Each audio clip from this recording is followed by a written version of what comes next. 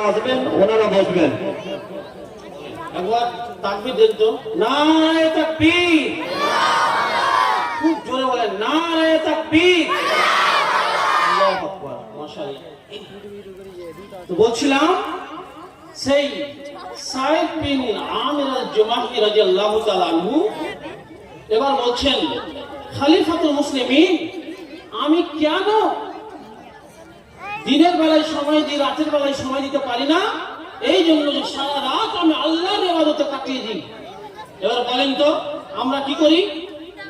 এবার 4 নম্বরে বলছেন, আর কারো অভিযোগ আছে? তখন একজন দাঁড়িয়ে বলছেন, আমার একটা অভিযোগ আছে। কি?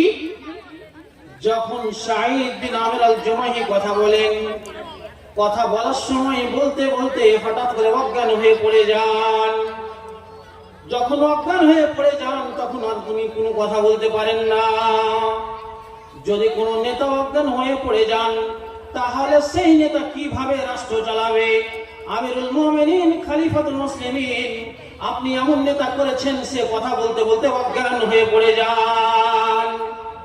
হযরত উমর রাদিয়াল্লাহু তাআলা আনহু জিজ্ঞেস করছেন, বলো বলো বলো সাঈদ, বলো কথা বলতে বলতে কেন তুমি অজ্ঞান হয়ে পড়ে যাও?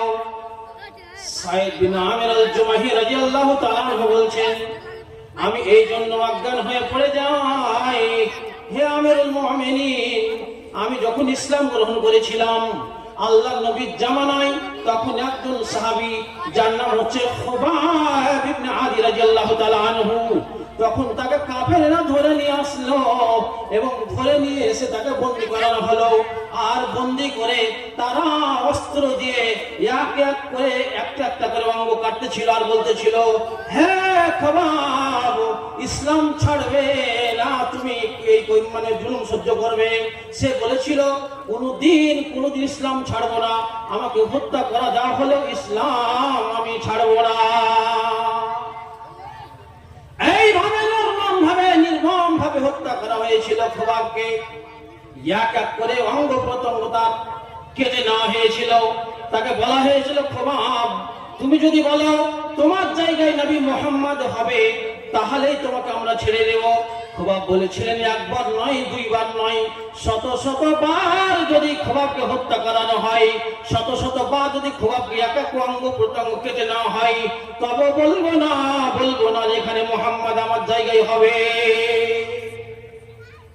আল্লাহ নবী সেই সাহাবীর কষ্ট দেখে আমি মুসলমান হয়েছিলাম, এবং ওই মুসলমান হয়ে যাওয়ার পর যখন আমার সেই কথাটা মনে পড়ে যায়, তখন আমি সেই কথা মনে পড়ে গিয়ে অজ্ঞান হয়ে পড়ে যাই।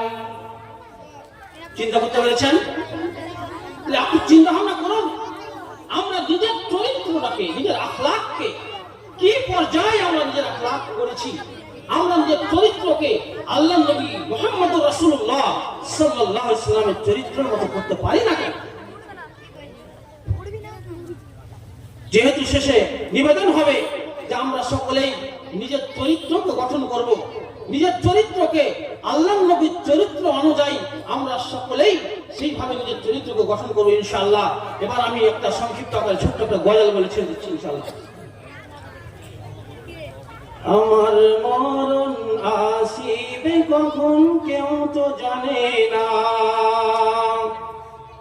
আমার মরণ আসিবে কখন কেউ তো জানে না, আমি মরে গেলে আমায় তোমরা ভুইলা যাইও না, আমি চলে গেলে আমায় তোমরা ভুইলা যাইও না, আমার মরণ আসিবে কখন কেউ তো জানে না, আমার মরণ আসিবে কখন কেউ তো জানে না।